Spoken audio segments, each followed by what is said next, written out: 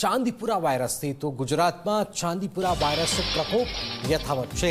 રાજ્યમાં ચાંદીપુરા વાયરસના 225 શંકાસ્પદ કેસ થયા છે। ચાંદીપુરાના 39 પોઝિટિવ કેસ છે, જેમાં 25 દર્દીઓના મૃત્યુ થયા છે। ચાંદીપુરાના 13 શંકાસ્પદ નમૂનાના રિપોર્ટ હજુ બાકી છે।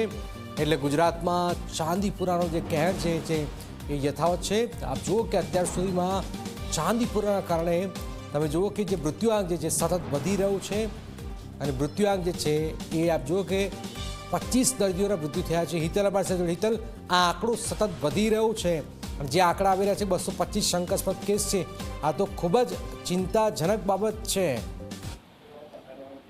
જી જનક, ચોક્કસ એવું કહી શકાય કે જે પ્રકારે ચાંદીપુરમ વાયરસને લઈને જે આંકડા આવી રહ્યા છે એ પ્રકારે જોવા જઈએ તો 30 જૂનથી લઈને 10/8 સુધીમાં 225 શંકાસ્પદ કેસો આવ્યા છે। કુલ 39 ચાંદીપુરાના વાયરસના પોઝિટિવ કેસો નોંધાયો છે અને 25 લોકોના મૃત્યુ થયા છે।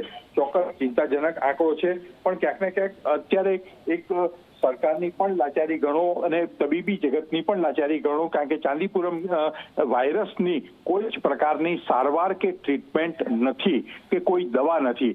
એટલા જ માટે આ ચિંતાનો વિષય છે અને ખાસ કરીને સરકારે અત્યારે જે રણનીતિ અપનાવી છે કે જ્યાં પણ ચાંદીપુરમનો કેસ દેખાય એની આજુબાજુમાં દવાનો છંટકાવથી માંડીને જે પગલાં ભરવા કે ત્યાં બીજો કેસ ના આવે એ પ્રકારની કામગીરી અત્યારે સરકાર કરી રહી છે। જી જનક, બિલકુલ બિલકુલ આભાર હિતલ। તો આપ જોઈ રહ્યા છો ગુજરાતમાં ચાંદીપુરાના 225 શંકાસ્પદ કેસ સામે આવી રહ્યા છે। વાયરસ જે છે કહેર યથાવત છે। 39 પોઝિટિવ કેસ છે અને 25 દર્દીઓના મૃત્યુ થયા છે।